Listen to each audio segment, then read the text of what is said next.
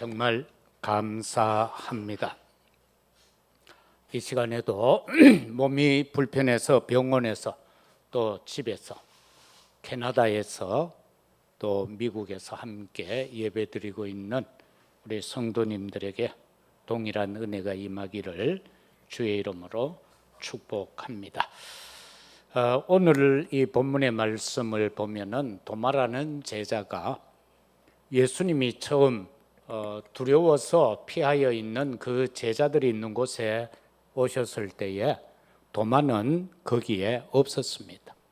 그래서 그가 나중에 예수님의 그 흔적을 보여달라, 그걸 내가 확인하지 않고는 못 믿겠다, 그렇게 말하는 내용으로 기술이 되어져 있습니다. 그러면 우리는 오늘 믿음 없는 자가 되지 말고 믿는 자가 되라라는 기도 제목으로 말씀을 살피겠는데, 그럼 먼저 믿음의 생활이 뭔가? 우리는 믿음 이걸 많이 말하잖아요. 그리고 때로는 나 믿음 좋아 이렇게 말하기도 하고, 또 남을 보고 저 사람 믿음 없어 그렇게 우리는 쉽게 말을 하는데, 그러면은 도대체 이 믿음의 삶이라는 게 뭐냐? 성도가 진짜 믿는다라고 할 때는 선한 영향력을 입혀야 된다.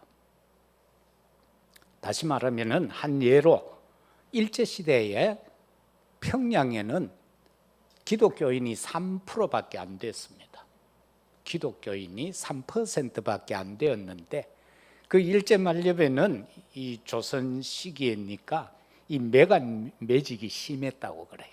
막 돈 주고 관료직을 사고, 이제 그러면은 이제 행정부에서 어디로 보낼 거다니요. 그런데 그 매간 매직한 사람들이 전부 평양 발령 나는 것을 그렇게 꺼렸다는 겁니다. 왜? 매간 매직을 했으니까 투자한 만큼 부정부패를 저질러서 그 이익을 얻어야 되잖아요. 환수를 해야 되는데, 이 평양에 기독교인 3%밖에 안 되는 그 평양에서는 부정부패를 할 수 없었다라는 내용입니다. 그만큼 3%의 기독교인이 평양 시내를 영적으로 장악했다는 내용이죠. 이게 바로 선한 영향력을 입히는 믿음의 삶이다. 그런데 오늘날 전 세계 기독교 10대 교회, 가장 큰 교회 10개 중에 대다수가 한국에 있습니다. 그런데 오늘날 한국의 기독교는 어떤가? 참 하나님 앞에 우리가 두 손 들고 무릎 꿇고 회개해야 할 상황입니다. 교회가 사람들에게 인정을 받지 못하고, 믿는다라는 기독교인들이 어디 가서 내가 믿는다라고, 예수 믿는 사람이라고 대놓고 얘기할 수 없는 이런 현실이 되고 말았다라는. 기독교인이 1천만 명이라고 하는데 4분의 1이라고 하는데, 그 영향력은 그 평양의 3%의 기독교인들보다 못하다라는. 오늘날 부정부패 저지르고 방송국 카메라가 비추면은 대다수 교회에 교패가 붙어 있다. 이런 현실 속에서 저와 여러분들은 나의 믿음이 과연 내 남편에게, 내 아내에게, 내 자식에게, 내 부모에게 인정받는 믿음인가? 이것을 한번 생각해 볼 수 있는 시간이 되어야 되겠고요. 그러면은 믿음, 소망, 사랑, 그 중에는 사랑이라고 그랬는데, 광야에 나온 이스라엘 백성들에게 모세를 통해서 두 돌판을 줍니다. 그걸 가르쳐서 우리는 율법, 10계명이라 그렇게 말하죠. 1계명에서 4계명까지는 하나님에 관한 겁니다. 그리고 6계명에서 10계명까지는 인간관계에 관한 사회성을 말하고 있습니다. 여기에서 하나님이 율법을 주신 이유가 도대체 뭡니까? 그것은 인간의 연약하고 부족함을 깨달으라는 것입니다. 내가 너희를 징계하겠다, 벌을 주겠다, 저주하겠다, 그게 아닙니다. 결과적으로 마태복음 5장 17, 18절에서는 예수님께서 내가 율법을 폐하러 온 것이 아니고 나는 율법을 완성하러 왔다, 그렇게 말씀하시죠. 그래서 이 말씀은 1.1획도 변함이 없을 거라고 주님이 선언하십니다. 그런데 도대체 왜 주셨는가라는 겁니다. 출애굽을 해서 광야에 나온 그들, 얼마 가지 않아서 그 10가지 기적을 행하시면서 하나님을 나타내 보여주셨는데 그것을 까맣게 잊어버립니다. 그리고는 우상 숭배 또 합니다. 그리고는 그 광야 40년 동안 살아갈 때에 그 200만 명이나 되는 사람들이 광야에 운집해 살았으니까 거기에 사회 문제가 많이 발생했겠죠. 그러니까 6계명부터 해서 10계명까지 주신 겁니다. 그런데 예수님은 이 10계명을 딱 2가지로 설명합니다. 첫째, 하나님을 사랑하라. 둘째, 네 이웃을 네 몸같이 사랑하라. 그게 10계명의 요지입니다. 그걸 지켜야 구원받는다, 그 말이 아닙니다. 성도가 일상 삶 속에서, 신앙생활 속에서 이거는 지키고 살으라는 겁니다. 광야 같은 세상 길을 살면서 네가 진짜 나만을 위해 살으라, 나를 위해서, 너는 나를 위해서라고 하면서 하나님을 섬긴다고 하면서 다른 형상을 상상해서 만든 게 우상입니다. 하나님을 상상하는 거예요. 그런데 하나님은 자기 자신을 안 나타내 보여주셨어요. 하나님을 본 사람 아무도 없어요. 모세도 그 시내 산에 올라갔지만은 가시덤불 불꽃만 봤지 하나님의 형상은 못 봤어요. 왜? 하나님은 안 나타내 보이셔요. 영이기 때문에. 그러나 하나님은 나는 나다라고 하셨어요. 그렇기 때문에 오직 나 이외에 다른 신을 네게 두지 말라고 했어요. 그거밖에 없습니다. 하나님 위에 어떤 것도 만들지 말라고 했어요. 그러나 오늘날 전 세계에는 우상으로 가득 차 있습니다. 너가 광야에 나와서 딴 헛된 생각하지 말고 나를 사랑하라는 겁니다. 오늘도 우리의 마음에 하나님만 사랑하는 마음이 가득하시기를 바라고요. 그리고 이웃, 내 옆에 있는 사람 작은 실수 있을 때 우리 그것을 덮어주는 우리의 마음이 되어야 할 겁니다. 그리고요, 우리가 사랑이라는 게 뭐예요? 아이들도 보면은 자기를 사랑하는 사람에게는 오잖아요. 우리가 아침 저녁으로 이렇게 걷는데 요즘은 개가 대접을 많이 받더라고. 나는 애들인 줄 알고 인사하려고 이래 보면은 이 뭡니까 이거 끌고 다니는데 보면 개님이 앉아 계셔. 참 희한하더만. 전부 그 비싸지 싶던데 끌고 다니는 거 유모차. 근데 그거 전부 개님이 앉아 계셔. 그런데 어떤 사람은 거기다가 신발도 신기고 목에 목걸이 같은 게가 밤에 되면은 반짝반짝 빛도 나게 해가 그렇게 애지중지하더라고. 근데 애는 없이 그렇게 살더라고.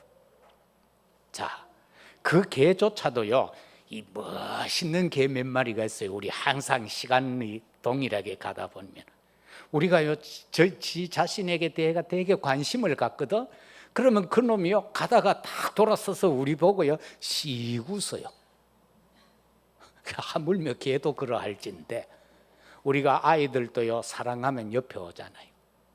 미워하면은요, 옆에 안 옵니다. 그래서 네 이웃을 네같이 사랑하라. 그게 십계명 6에서 10번째까지가 주는 교훈이에요. 그래서 네 부모를 주 안에서 공경하라 하는 것은 부모만 말하는 거 아닙니다. 네 연장자를 그렇게 대하라는 겁니다. 그게 주님이 원하는 말씀이에요. 그래서 사랑은 옆에 사람이 저분이 나를 사랑하는구나, 그거 느낄 수 있도록. 장로님이 나볼 때 우리 목사님이 나를 아끼는구나, 사랑하는구나, 그게 느껴져야 되는데 모르겠어요. 그게 느껴져야 돼. 그래서 정말 우리에게 있어서 이 믿음과 사랑은 서로 관계 속에서 이루어져야 된다라는 사실입니다. 그렇기 때문에 오늘날 교회는 다녀도 구원받지 못할 자들이 허다하다. 왜? 교회는 다니는데 여기 오늘 나오는 이 도마같이 꼭 확인해서 지가 만져보고 믿겠다는 거예요. 그러나 예수님은 육을 가셨을 때는 그걸 확인했습니다. 그러나 지금은 영이기 때문에 우리가 믿음으로만 확인해야 되는 것입니다. 그래서 오늘 저와 여러분들이 진짜 믿는다는 것은 내가 보지 못했지만 하나님은 우리를 사랑해서 독생자를 보내주시기까지 사랑했고, 예수는 자기가 십자가에 못 박혀 피 한 방울 물 한 방울 아낌없이 우리를 위하여 흘러주심으로 다 이루었다 하신 그 말씀으로 우리를 사랑해 주셨고, 그래서 로마서 5장 8절에서는 하나님이 우리를 사랑하는 확증이 무엇이냐라고 할 때에 예수를 십자가에 못 박은 것이다. 그게 하나님이 나를 사랑하신다는, 그것으로 우리는 하나님을 믿어야 되고 예수를 믿어야 되고 성령을 믿어야 된다, 그 말씀인 것입니다. 딴 것으로 자꾸 믿으려고 그러면 그게 불건전 신비가 되어지고 그게 이단의 모습이 되어지게 되는 것입니다. 어느 설문조사를 했어요. 기독인 10가지 키워드라고 하면서 설문조사를 했는데 그 중에 6번째가 기가 차는 내용입니다. 그 제목이 무속에 빠진 그리스도인, 이렇게 되어 있습니다. 6번째 질문이. 거기에 보면은 60%가 점치고 풍수지리 보고 사주 보는 거 기독교인으로서 상관없다라고 답했습니다. 이게 오늘날 한국교회의 실상입니다. 60% 기독교인이 점쳐도 괜찮아, 풍수지리 보고 해야 돼, 이사할 때, 결혼할 때 사주 보고 해야 돼, 이렇게 답했다는 겁니다. 그래서 저와 여러분은요, 여기에서 벗어나야 돼요. 이게 사단의 문화거든요. 이 모든 것이 사단 문화예요. 여기에서 벗어나야 돼요. 그렇기 때문에 오늘 저와 여러분은 지금 예배 성공하고 있는 겁니다. 이 자리에 있다는 것.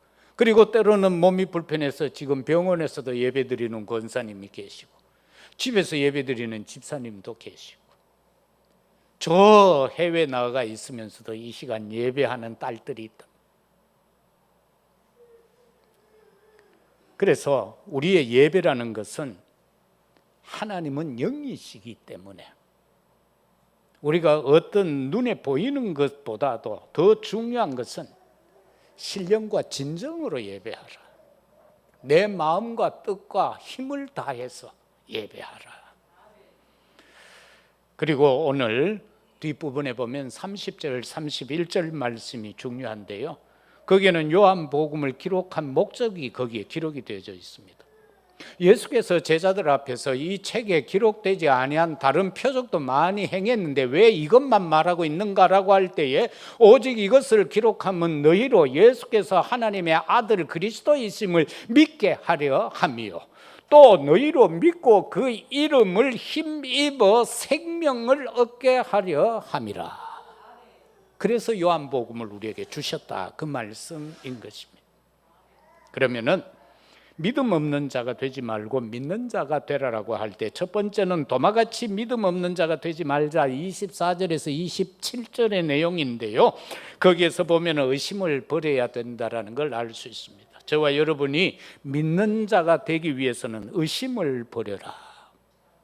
의심은요, 하기 시작하면 끝이 없습니다. 의심병 중에 가장 무서운 게 뭐지요? 의부증, 의처증, 이런 겁니다. 그래서 막 꼼짝 못하게 만들잖아요, 서로가.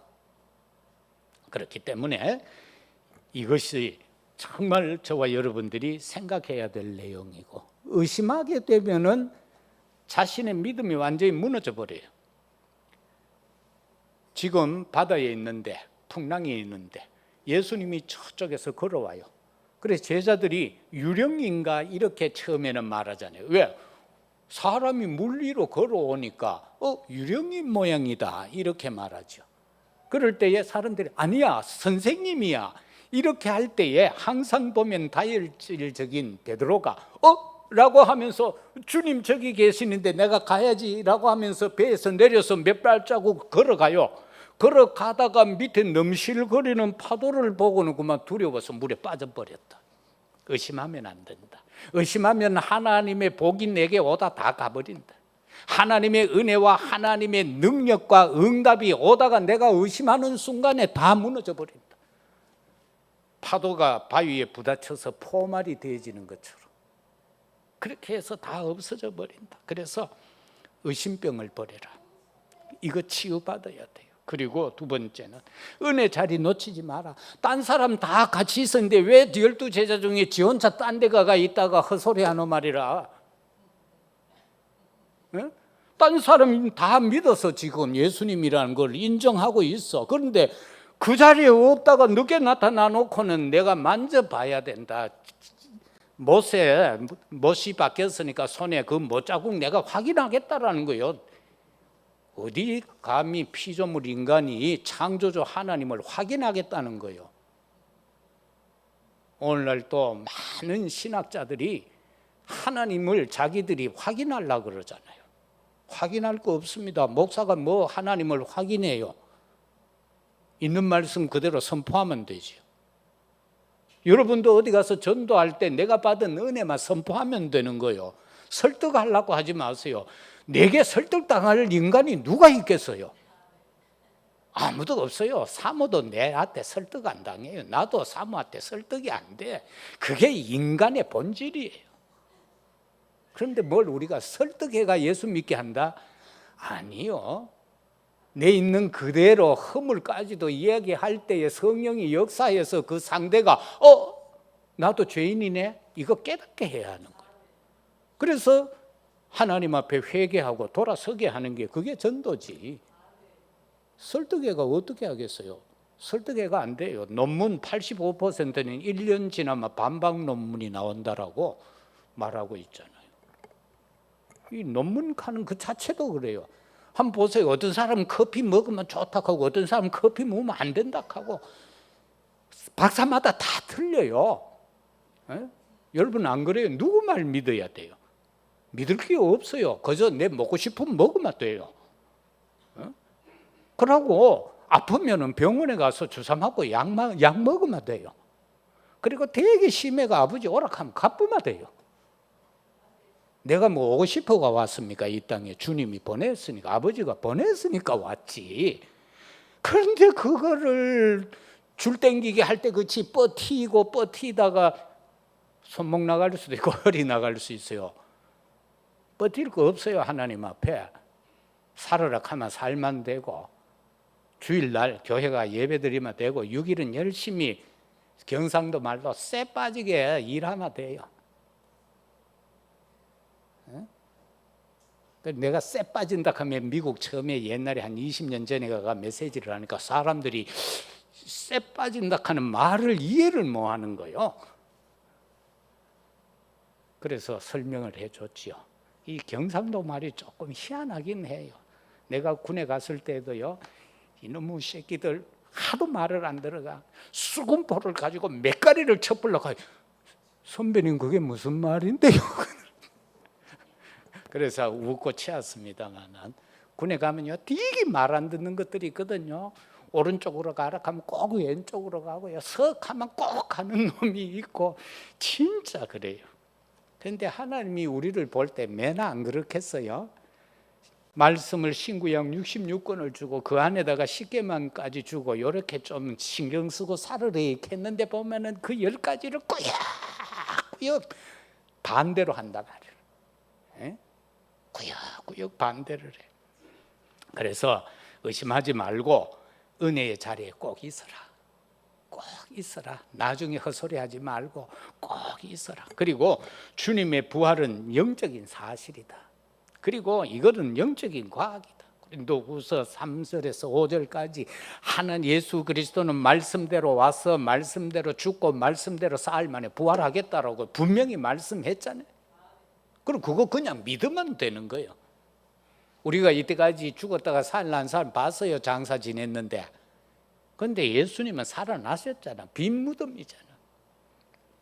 그리고 이렇게 되어질 때에 정말로 이 은혜 자리라는 것은 마가다락방에 120명이 모여서 열흘 동안 기도하잖아요.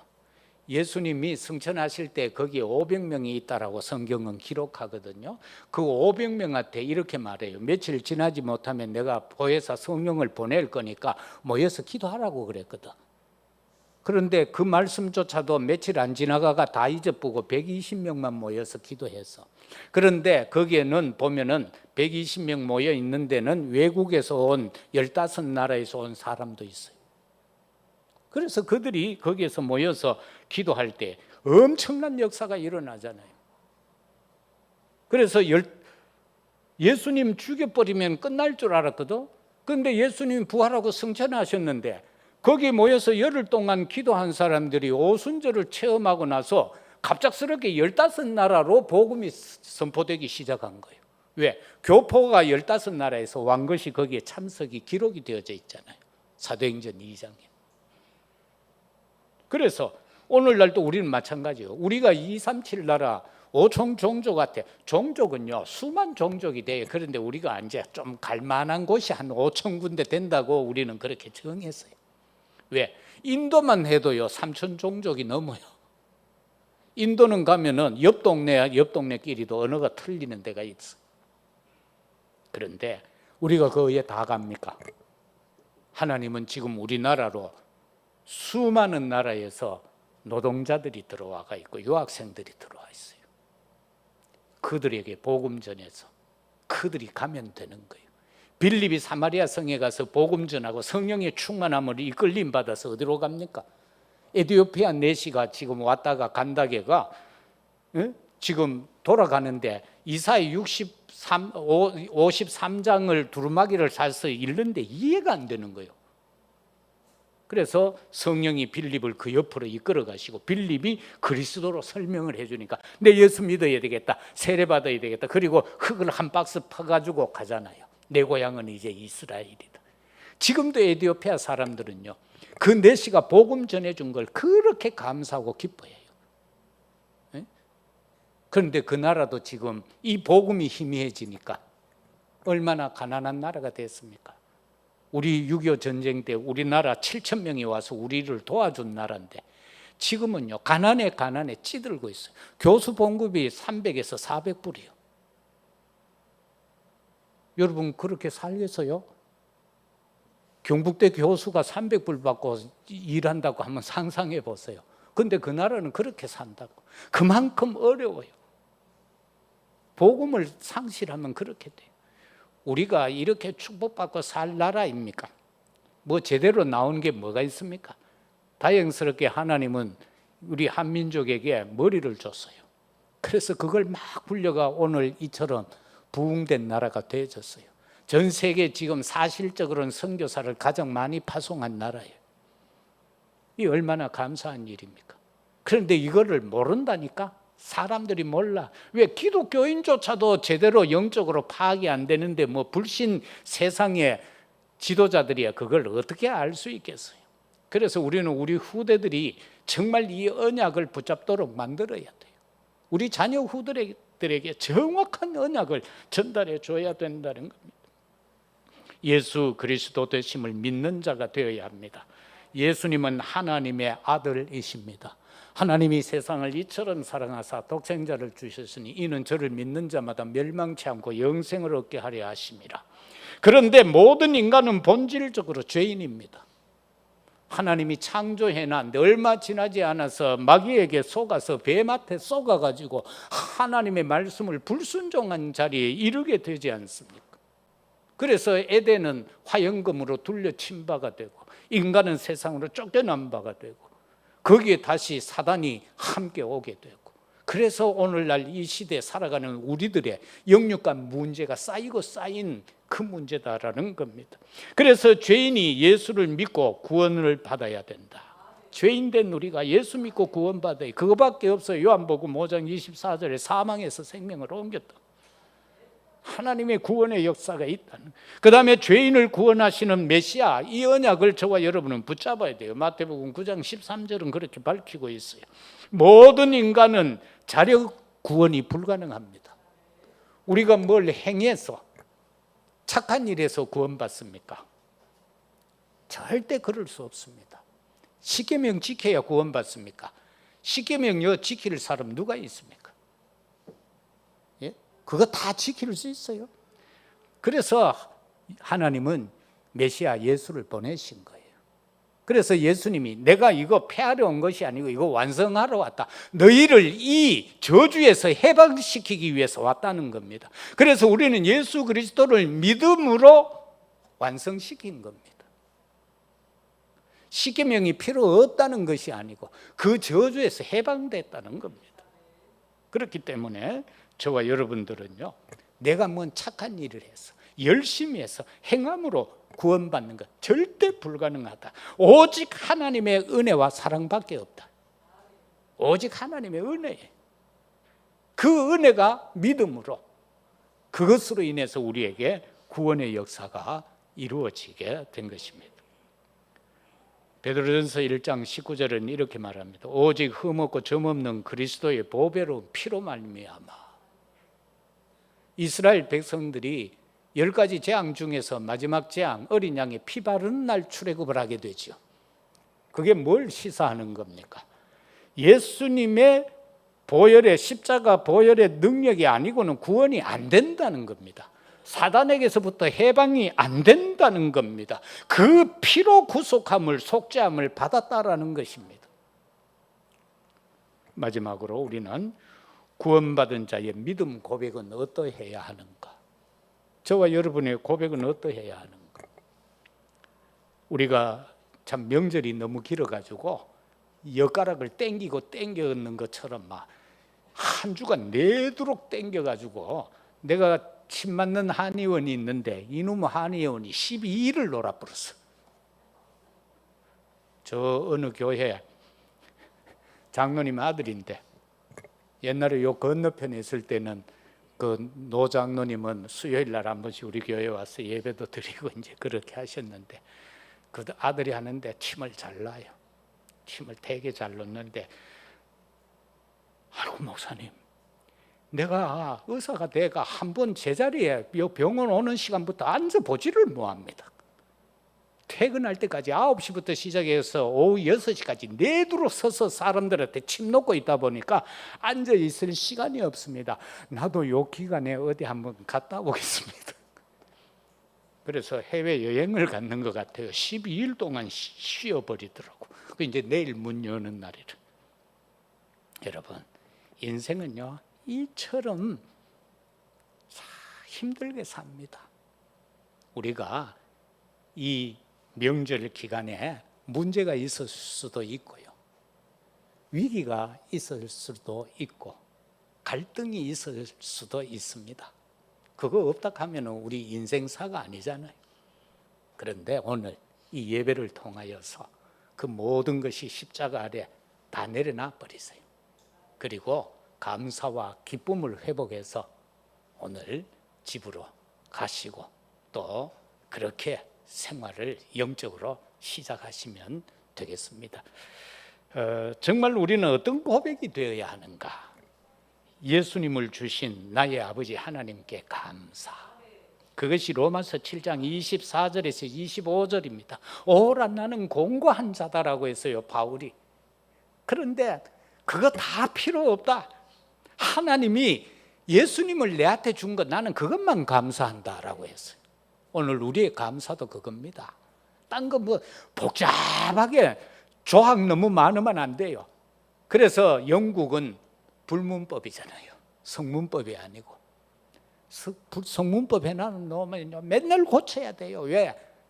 지배자마다 자기 입맛에 따라서 바꿔야 되니까. 근데 불문법도 해놓으니까 이게 참 편한 거예요. 왜? 수백 명이 모여가 거기서 그냥 토론하고 거기서 그냥 결정하는 거예요. 그래서 정말로 하나님께서 우리에게 우리 삶 속에서 내가 할 수 있는 게 도대체 뭔가? 나를 위해서 예수님을 보내주신 하나님께만 감사하자. 딴 데 감사하지 말고, 저 산에 가가 감사하지 말고, 이상하게 생긴 나무 돌 보고 감사하지 말고. 예? 옛날에 보면은 저 하양 입구에 큰 고목이 하나 있었어요. 근데 지금은 보니까 그거 베냈더라고요. 처음에 그 도로 확장 공사할 때 그 너무 오래된 나무라 가지고 그 공사하는 건설회사 인부들이 그걸 베지를 못하는 거예요. 옛날부터 내려오는 게 있잖아요. 당나무 베면은 뭐 가문에 저주가 온다 이래가지고. 그래 그거 한참 안 베고 있대. 지금 보이 없더라고요. 경산에도 가면 옛날 중앙교회인가요? 그 도로 중앙에도 보면 큰 당나무가 있었어요. 요즘은 없죠 그거. 예. 한참 동안 도로가 이렇게 굽게 돼 있었는데 그거 없어졌더라고. 옛날에 우리 시골에도 그런 나무가 많았어요. 상녀 그리고 이 가마 이런 거 오래된 거는 그 귀신 붙어 있다고 아무도 안 할라 해가 그거 우리 어른이 다 떼가 몇 년 뗄라고 했어요. 그래도 우리 집은 개 안 했어요. 그 왜 그런 걸 두려워합니까? 그래서 우리는 오직 그리스도를 보내주신 우리가 정말로 하나님 앞에 애통하고 할 수 없는 자들이지만은 그러나 오직 하나님께만 감사하라. 그리고 요한복음 1장 14절처럼 말씀을 성취시키시는 하나님께 감사하라. 왜? 말씀이 육신이 되어 우리 가운데 왔어요. 그래 진리와 영이 풍성하게 된 그 그리스도 보내주신 하나님께 감사. 요한복음 1장 12절처럼 지금도 구원을 이루어 주시는 주님께 감사하라. 영접하는 자, 그 이름을 믿는 자들에게 하나님의 자녀가 되는 권세를 주셨다. 그분에게만, 나를 구원하신 그분에게만 감사하면 된다는 겁니다. 그리고 지금도 역사하시면서 함께 하시는 성령님께 감사하라. 요한복음 14장 26절 27절. 주님 성령도요 자신의 것으로 우리를 안 가르친다고 했어요. 주님께로부터 들은 말씀을 가지고 우리를 깨우친다고 했어요. 그렇기 때문에 우리는 하나님의 말씀만 묵상하면 되는 것입니다. 이 말 저 말 들으면 좋지요. 그러나 거기에 빠져버리면 영적인 건강 해칠 수가 있습니다. 그래서 정말 성령께서 나로 하여금 생각하게 하시고 깨닫게 하시는 그분에게만 감사하라. 그럼 우리는 일상 삶을 사면서 부모에게도 감사하고 주변의 사람에게도 감사하고 해야 되지만 영적으로 감사할 대상은 딱 세 분밖에 없어요. 하나님, 예수님, 성령님. 얼마나 간단합니까? 예수 믿는 거 어렵다 하는데 안 어렵습니다. 성삼위 하나님께만 감사하면 그것으로 끝입니다. 말씀 맺겠습니다. 저와 여러분들은 성령의 사람이 되어야 합니다. 다시 말해서 거듭난 자가 되어야 한다라는 사실입니다. 23절에 보면은 오늘 20장 23절에 보면 이렇게 기록을 하고 있습니다. 너희가 누구의 죄든지 사하면 사하여질 것이요 누구의 죄든지 그대로 두면 그대로 있으리라. 그래서 주님은 우리에게 네 이웃을 네 몸같이 사랑하라고 한 거예요. 절대로 남을 저주하면 안 돼요. 원망 불평도 하면 안 돼요. 시기 질투도 하면 안 돼요. 내 옆에 있는 사람들은 다 사랑의 대상이지 원망 불평의 대상이 아니다라는 사실입니다. 그래서 주님은 29절에서 말씀하죠. 보지 못하고 믿는 자가 더 복되도다. 그 12 제자보다도 예수님의 상흔을 만져본 도마보다도 오늘 이 시간 예배드리는 우리가 주님이 더 복되다고 말씀하신 거예요. 믿어집니까? 믿어야 합니다. 아, 내가 제자들보다 그 당시의 사람들보다 내가 더 복된 사람이구나. 왜? 주님이 그렇게 말씀하셨으니까요. 히브리서 11장 1절은 믿음이 뭐냐라고 할 때에 믿음은 바라는 것들의 실상, 보지 못한 것들의 증거다라고 했잖아요. 저와 여러분은 믿음의 증인들인 거예요. 우리가 못 본 예수님의 증인들이에요. 우리가 예수님이 나를 위해서 우리 모두를 위해서 십자가에서 죽으셨다라는 것들에 대한 실상을 우리는 보여야 되고 거기에 대한 증거를 보이는 증인들이다라는 사실입니다. 그리고 우리가 거듭난 자의 말은 어떤 말인가? 세계 복음화밖에 없습니다. 그게 주님이 마지막으로 우리에게 당부하신 말씀입니다. 승천하기 전에 사도행전 1장 8절 오직 성령이 너희에게 임하면 너희가 권능을 받고 예루살렘, 유다, 사마리아 땅끝까지 이르러 내 증인이 되리라 그렇게 말씀했죠.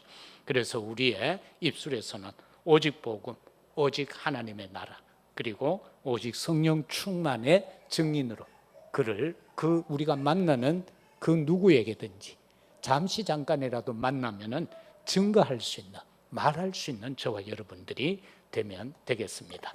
오늘 주님이 이 도마를 보고 말합니다. 믿음 없는 자가 되지 말고 믿는 자가 되라. 이 말씀은 도마에서 끝난 것이 아니고 주님은 예배드리는 오늘 이 시간 우리에게 말씀합니다. 야 아무개야, 야 김 목사야, 너 진짜 믿음 없는 자가 되지 말고 진짜 믿는 자가 되라. 이 한 주간도 믿는 자의 삶을 살아가는 우리 모두가 되시기를 예수 그리스도 이름으로 축복합니다. 아버지 하나님 감사합니다. 믿음 없는 자가 되지 말고 믿는 자가 되라. 보지 못하고 믿는 자가 더 복되도다. 감사합니다. 보지 못하고 만져보지 못했지만 믿게 해주셔서 감사합니다. 이 믿음을 우리 후대들에게 정확하게 전달할 수 있는 역사가 임하게 하옵소서.